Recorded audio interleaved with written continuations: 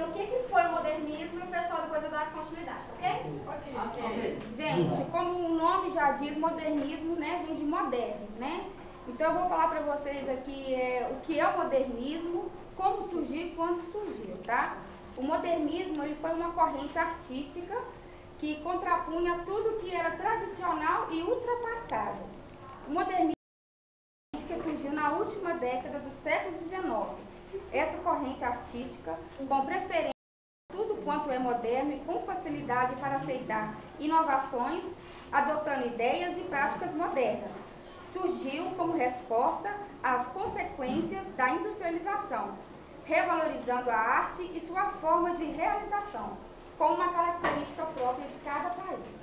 Isso. E o modernismo, eu fiz uma pequena leitura aqui como que ele deu início aqui no Brasil, tá? Tradicionalmente, considera-se a Semana de Arte Moderna, realizada em São Paulo em 1922, que foi o ponto de partida do modernismo aqui no Brasil.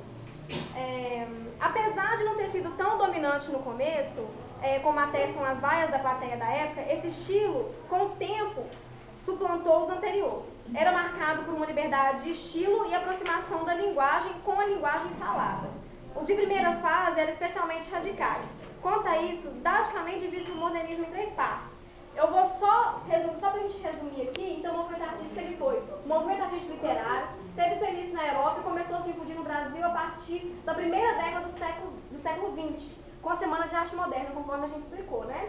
Seguiu por oposição ao tradicional ou clássico, caracterizou-se pelo progresso da aceleração das inovações e experiências conduzidas pelos movimentos da vanguarda, cujo objetivo era o rompimento com o tradicionalismo, a libertação estética, experimentação constante e principalmente a independência cultural do país.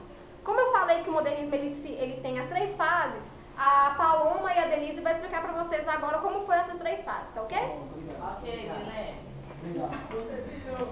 A primeira fase do modernismo, caracterizada pela sobreposição da estética ao projeto ideológico, onde a preocupação é fazer uma arte irreverente e contrária às concepções anteriores ao movimento.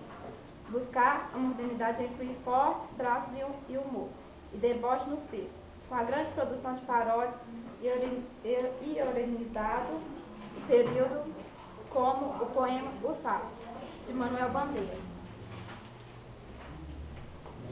Segunda geração modernista. Nesta fase, houve uma definição dos padrões modernistas, priorizando uma arte com fundo ideológico, retratando a sociedade de forma a criticar a situação em que está se encontrava. A ironia é largamente empregada ao amadurecimento e aprimoramento das ideias lançadas na primeira geração, direcionando e ampliando a temática para questões sociais. A linguagem coloquial continua sendo empregada, porém em menor densidade, sendo equilibrada com uma escrita mais convencional e preocupada com a estética. Terceira geração modernista. A literatura passa por modificações, sendo reinventada para um caminho mais tradicional e preciso, questionando a linguagem até então utilizada.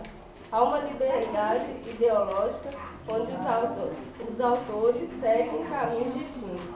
A escrita se torna mais equilibrada e séria, negando a liberdade formal e assertivas.